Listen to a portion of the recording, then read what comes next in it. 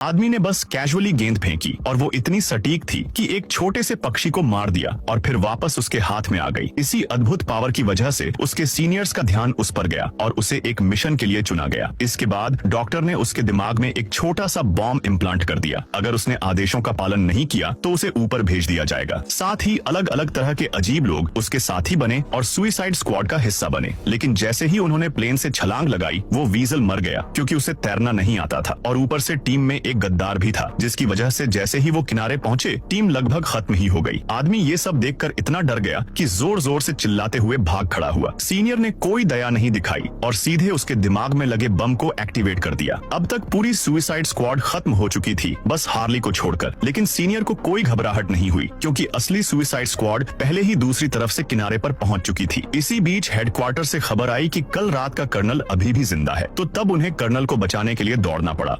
Any ने अभी अभी कैदी को पानी की बोतल दी थी, लेकिन बदले में कैदी ने उसके पूरे शरीर पर करी गिरा दी। एनी जैसे ही कैदी की खिल्ली उड़ाते हुए चेहरे को देखकर कुछ करने जा रही थी, कैदी ने जल्दी से खिड़की को एक तौलिए से ढक दिया और एनी को उकसाने में लगा रहा। टीम के साथी अभी भी एनी को रोकना चाहते थे, लेकिन इसका कोई फायदा नहीं हुआ। उसे दस्ताने पहनते और दरवाजे पर लगे तौलिए को फाड़ते हुए देखा गया, लेकिन उसे उम्मीद नहीं थी कि कैदी के पास एक और तौलिया होगा। मजबूरन उसे स्पेशल ऑपरेशन टीम को बुलाना पड़ा। इस बात ने उस कैदी के अहंकार को धीरे धीरे डर में बदल दिया। उसने जल्दी से अपना चेहरा एक तौलिए से ढक लिया। अगले ही पल एक बोतल मिर्च स्प्रे खिड़की से उसके चेहरे पर छिड़क दी गई। फिर जो उसे मिला वो थी जमकर पिटाई। लेकिन ये यहीं खत्म नहीं हुआ। हर बार जब वो सोने की कोशिश करता, जेल के गार्ड उसे जगाते और जबरदस्ती दूसरे सेल में ले जाते। जाते जाते उसे ताने भी मारना नहीं भूले। जल्द ही वो पहचानने लायक नहीं बचा। ये देखकर एनी का दिल पसीज गया। उसे जानने की इच्छा हुई कि उसे जेल में क्यों रखा गया है, लेकिन फाइल में ये पता चला कि उस कैदी ने असल में कोई अपराध किया ही नहीं था।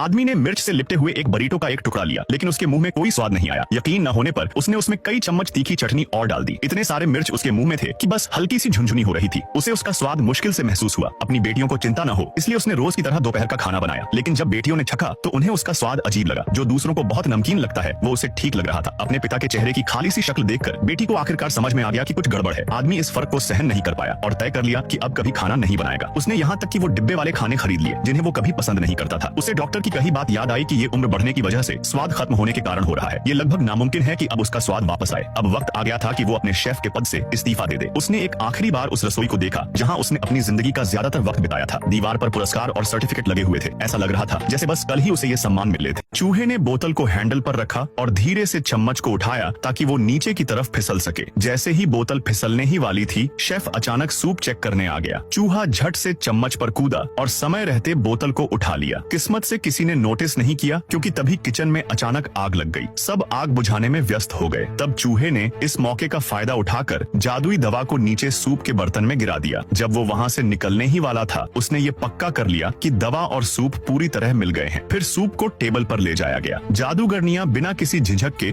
उसे पीने लगी। उनमें से एक जादूगरनी ने ऐसा रिएक्शन दिया कि वो हवा में उड़कर गायब हो गई। जब उसके कपड़े नीचे गिरे तब तक वो एक चूहा बन चुकी थी। जैसे जैसे और जादूगरनियां रिएक्ट करने लगीं, लीडर जादूगरनी का ध्यान भटक गया और चूहों ने कमरे की चाबी चुरा ली। जब सब चूहों को भगाने में लगे थे और तभी एक औरत ने चाबी से उन्हें जादूगरनियों के कमरे में ले गई। वहाँ जादूगरनियों का पता मिलते ही सबने उन्हें सबक सिखाने के लिए निकल पड़े।